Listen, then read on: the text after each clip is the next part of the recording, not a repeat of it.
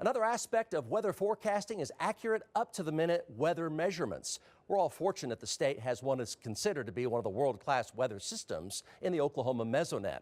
From planning your weekend getaway to farmers working in the fields, this network of monitoring stations delivers vital information on your daily weather. Meteorologist Jon Slater introduces us to what may be Oklahoma's very finest investment. We have 120 sites, and they have an average spacing of about 20 miles between each site. We collect the data every 5 minutes. At the National Weather Center in Norman sits a data center that receives continuous weather information from every county in the state. Known as the Oklahoma Mesonet, it's a critical link in forecasting weather for agriculture, firefighting, and planning your day. In the 80s, after a significant flood in the Tulsa area that was devastating. Why are these cars all stalled? We couldn't see. We sunk to the bottom, top of the car, flooded.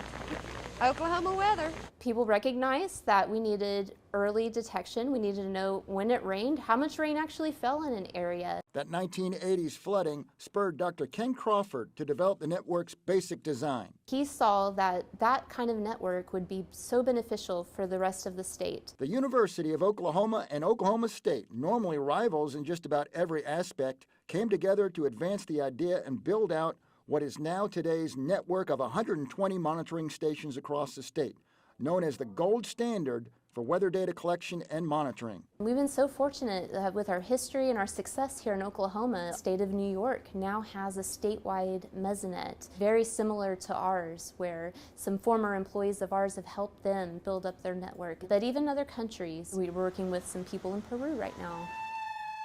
Cindy Luttrell is the Mesonet's deputy director and is one of dozens of Oklahomans who assist in keeping the statewide monitoring system operational, from verifying data feeds in Norman to keeping the instruments working in the field. Those monitoring stations must stand up to some pretty tough conditions. And critters. We're in Mother Nature's home. Gophers and ants. The biggest place we have problems with spiders are in our rain gauges. one technician that has to take on the critters and the elements is Aaron Beckwith. The Navy veteran didn't really know what the Mesonet was when he applied for the job.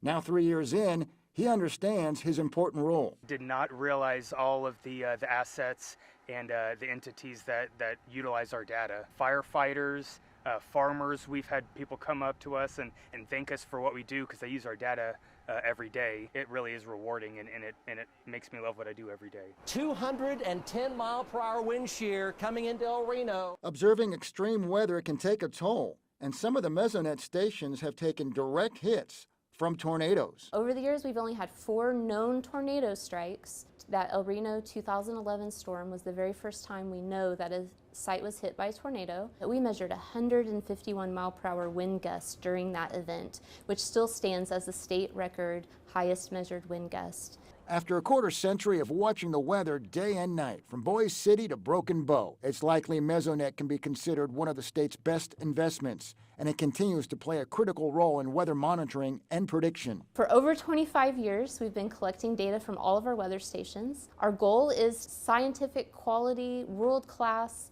weather observations for the citizens of Oklahoma to make good decisions, for them to learn about the weather, and for them to have value products for them to use in their everyday lives and industries. For the Forewarned Storm Team, I'm meteorologist Jon Slater.